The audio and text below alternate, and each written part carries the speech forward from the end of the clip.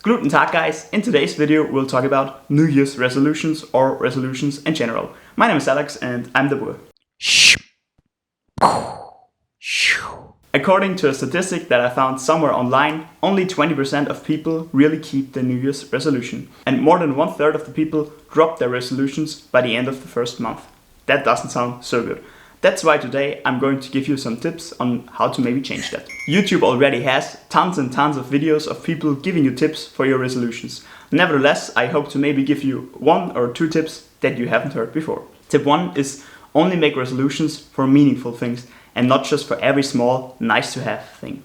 Because the more resolutions you have and the more of these that are not so important, the more likely you are to drop a few of them. And dropping the not so important ones might not seem so bad.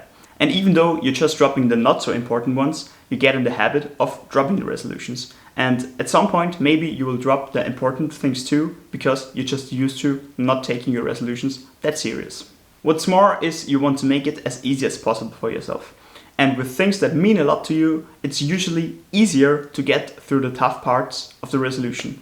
Losing weight for me at some points was just a nice to have resolution, and at another point it was really something that meant a lot to me. And when I thought, yeah, maybe 1 or 2 kilos less to get the abs showing a bit more, I didn't take the resolution that serious and I dropped it after a few weeks. But the other time where I didn't feel so comfortable with my own weight and I really was set on losing weight, it worked perfectly. And I managed to stick to it till the end. So just pick 1 or 2 resolutions that you're really going to stick to instead of 10 where you drop 1 each week. Tip 2. Don't focus too much on the goal, but focus more on building good habits. A specific goal like running a marathon, finally being able to do a pull-up, losing X amount of weight, or reading a book every month is very motivating. But if you're still far away from your goal, solely focusing on your goal usually is not a good way of obtaining it. It's better to focus on building habits that in the long run will make it easy for you to obtain the goal. For example, if you want to run a marathon by the end of the year, in the beginning, don't focus so much on how long or how fast you run. Focus more on just running 2 or 3 times a week. And once that's a habit, you can focus on the details, like running that long or that fast. Same goes for wanting to read a book every month. In the beginning, maybe just focus on reading 20 minutes 3 times a week. And once reading has become a habit for you, then you can focus on reading more at a time. Focusing only on the goal can also have 2 other problems. On the one hand, you can achieve the goal, but right afterwards drop everything that helped you get there and just return to your usual ways. Was that really a success then? And on the other hand, you might not achieve the goal by a small bit, but you have built habits that you're still sticking to and that will help you obtain the goal maybe next year.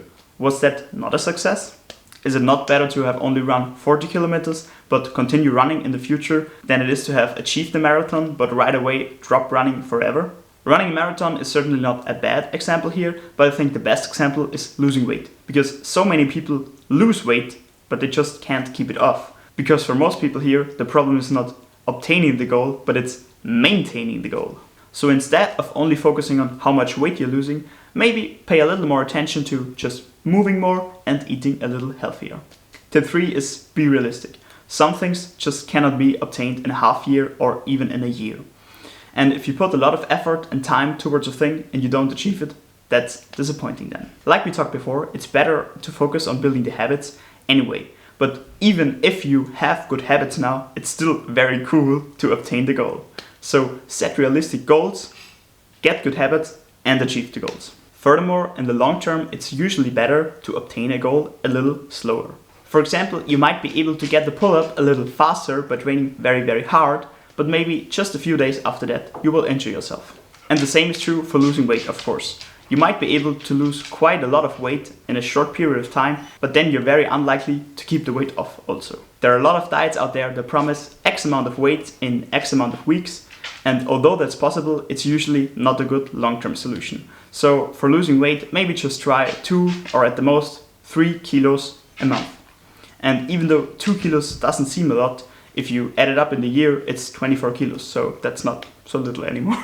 Tip 4, and this one is mainly focused on fitness or activity. If you want to be more active, but you don't have a sport or activity you particularly like yet, don't set yourself a specific goal like running 3 times a week or going to the gym on Tuesday and Thursday, but set yourself a more general goal like just being active 2 times a week and then try different things like running, like swimming, like yoga, like going to the gym and doing different things. Or maybe you don't like doing sports alone, so maybe a team sport like volleyball. Just try a lot of different things, because at the end of the day, the most important thing is just being active. It's not about going to the gym, it's just about being active.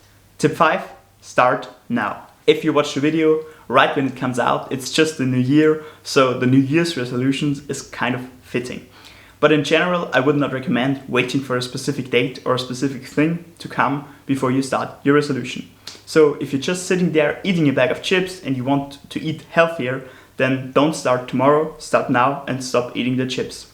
Or if it's Friday evening and you think, maybe I should do a little more sports, then don't wait until Monday, but start this weekend, start on Saturday or Sunday.